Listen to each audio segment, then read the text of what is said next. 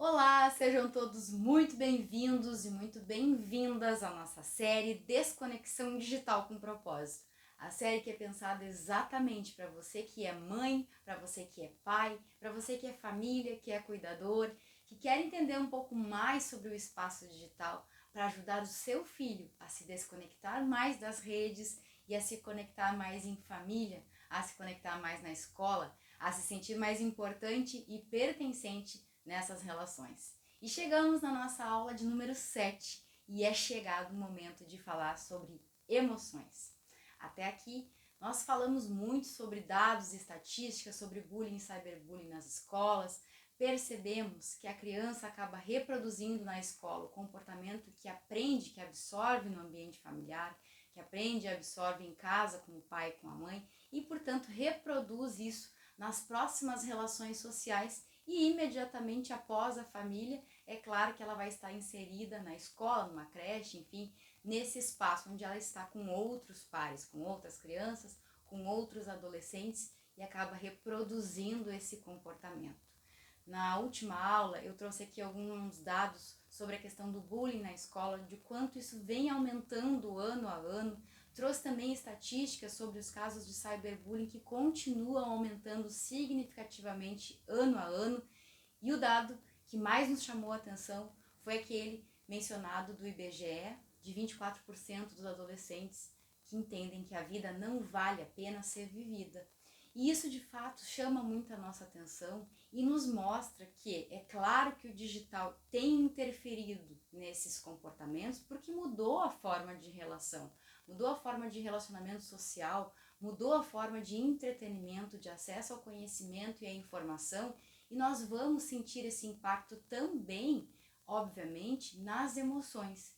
E quando a gente está falando de crianças e adolescentes, o cuidado é redobrado, a atenção é redobrada, no sentido de falarmos mais sobre esses assuntos desde sempre. E a família é o ambiente mais adequado para que isso aconteça. Eu costumo dizer que a família é quem melhor conhece a sua criança, o seu adolescente.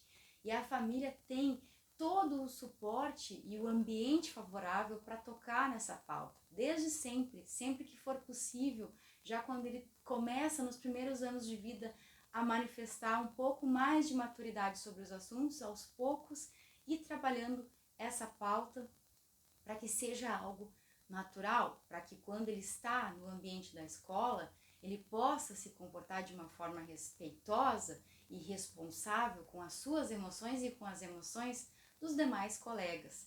É muito importante falar sempre que possível e desde sempre sobre emoções. A gente observa que muitas vezes, e muitos desses casos que nós falamos aqui, são apenas consequências de outras situações. Então é muito comum, por exemplo, quando nós presenciamos casos de bullying ou cyberbullying na escola e chamamos então aqueles alunos envolvidos naquela situação para ouvi-los e percebemos que existe sempre um contexto de fundo que fomenta aquele tipo de comportamento. Normalmente não é a agressividade por si só, não é a vontade de fazer o outro sofrer sem nenhum contexto anterior que resulte nisso. Normalmente a gente tem situações em que aquele aluno, por exemplo, que pratica o bullying, o cyberbullying, ele tem um contexto familiar conturbado, ele vive um momento de luto eventualmente na família, ele vive um momento em que os pais estão se separando ou que um novo irmão está chegando, enfim, essas mudanças que são naturais da vida, muitas vezes a criança não tem a maturidade, naturalmente não terá, né, sem que haja um suporte, para entender essas situações e às vezes manifesta a emoção errada. Por que falarmos sobre isso?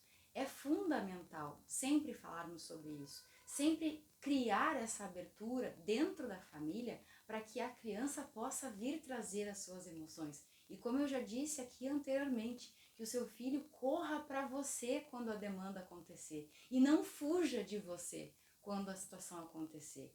Que ele sinta que existe ali um ambiente em que ele vai ser ouvido. E já falamos, é trabalhoso, é muito trabalhoso construir essas relações.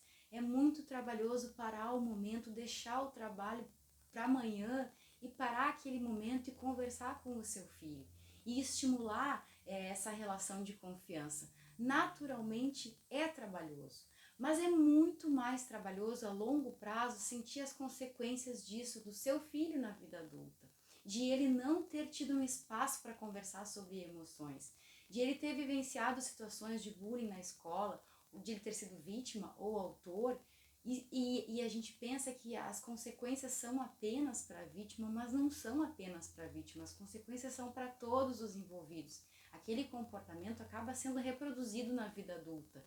Conversar com os seus filhos é fundamental, eles precisam desse espaço de escuta e eles precisam dessa relação de confiança para trazer as suas situações.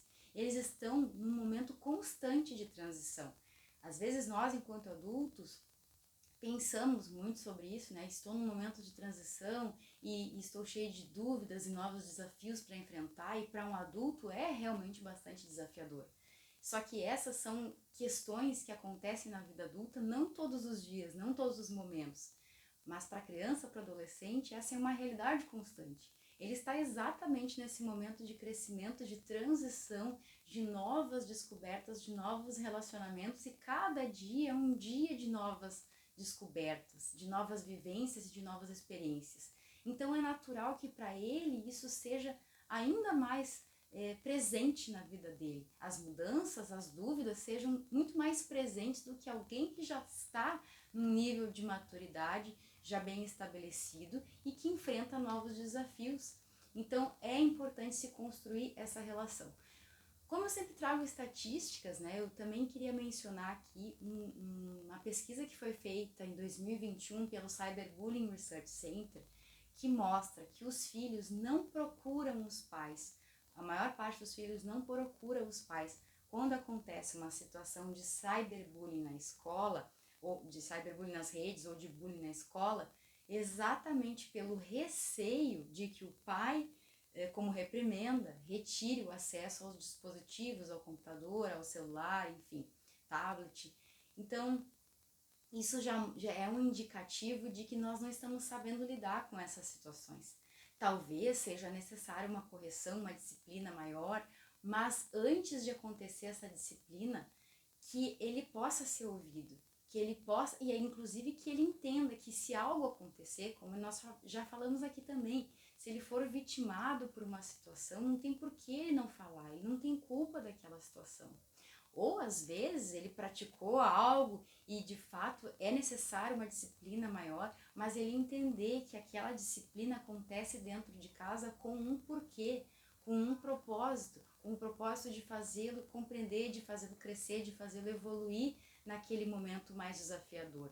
Então sempre entender que existe esse passo a passo e sempre que isso seja, sempre que possível, sempre explicar o porquê de cada decisão, para que ele entenda e para que ele aceite, mas principalmente para que ele relate a situação de bullying ou de cyberbullying. Eu sempre trago esses fenômenos porque é o mais comum quando a gente está falando de criança ou adolescente, mas existem outros casos e ainda até mais severos que também merecem a nossa atenção, como os cyberriscos, que são crimes digitais, como o stalking, como a questão da divulgação de imagem íntima sem consentimento, que acontece muito entre adolescentes, que nós chamamos de revenge porn, que é a pornografia de vingança, que é aquela situação de um adolescente compartilhar uma imagem íntima com alguém que em algum momento é um namorado e de repente aquela relação acaba, porque são adolescentes, isso acontece com muita frequência, e aí de repente o outro, como forma de vingança, acaba compartilhando ou mostrando para outros colegas aquela imagem íntima que foi compartilhada por aquela adolescente. Estou trazendo esse exemplo que acaba sendo o mais comum. E aí a gente está falando de um crime digital. Então essas orientações são importantes.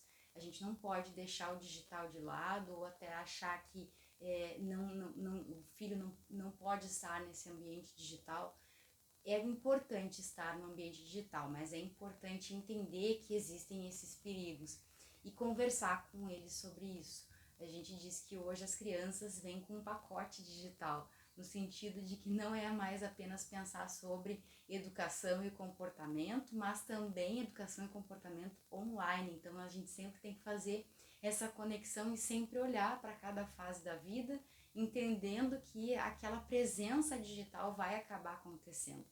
Então é de extrema importância começar a falar de emoções em família. Se você ainda não faz, comece a fazer hoje, sutilmente, tenha aquela conversa, sente, olhe nos olhos, mostre que o seu filho é importante, mostre que você está disponível para ouvi-lo, mostre que eventualmente a disciplina vai acontecer porque é necessário para o crescimento, mas que antes de tudo, ali ele encontra um acolhimento, ali ele encontra alguém que vai ouvir a sua emoção e que vai junto com ele tentar construir o melhor cenário para que ele possa lidar com aquela situação de forma mais natural.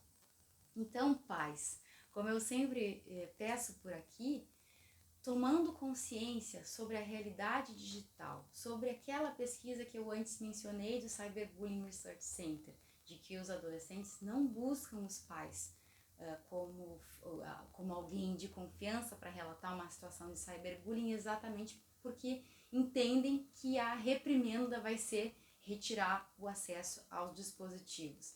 Entendendo e trazendo consciência sobre isso, que decisão você toma hoje?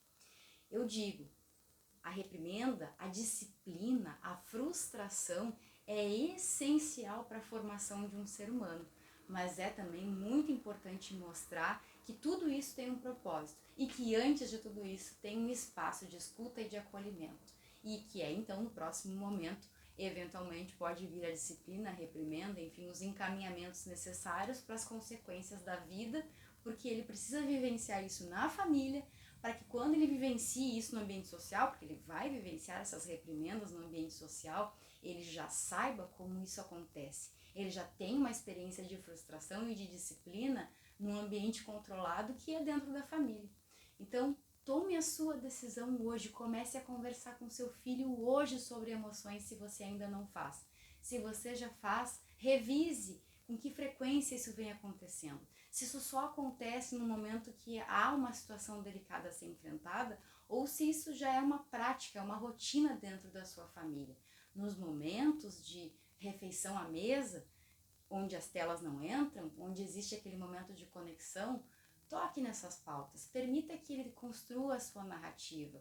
Pergunte sobre as relações no digital, o que ele acessa, como ele se comporta, o que ele vê ali, como ele reage às situações que acontecem ali dentro, o que ele sente em relação a fenômenos que acontecem ou a situações que nós ouvimos falar, polêmicas que acontecem, cancelamentos no espaço digital, como ele se sente em relação àquilo. E permita que ele construa a sua narrativa. Ali você vai encontrar elementos preciosos para entender como ele está percebendo, por meio das suas próprias lentes, a vivência do digital e, consequentemente, a vivência offline com os demais pares, com os demais colegas dentro da escola. Tome a sua decisão hoje, comece a conversar com o seu filho hoje sobre emoções e sinta os resultados positivos de uma relação de confiança estabelecida. É o que eu desejo para a sua família. Chegamos ao final, portanto, dessa nossa aula 7. Nos encontramos na próxima quarta-feira, às 19 horas, por aqui, para nossa aula 8, falando mais sobre emoções e experiências de importância e pertencimento. Nós nos vemos na próxima quarta-feira, às 19 horas. Até lá!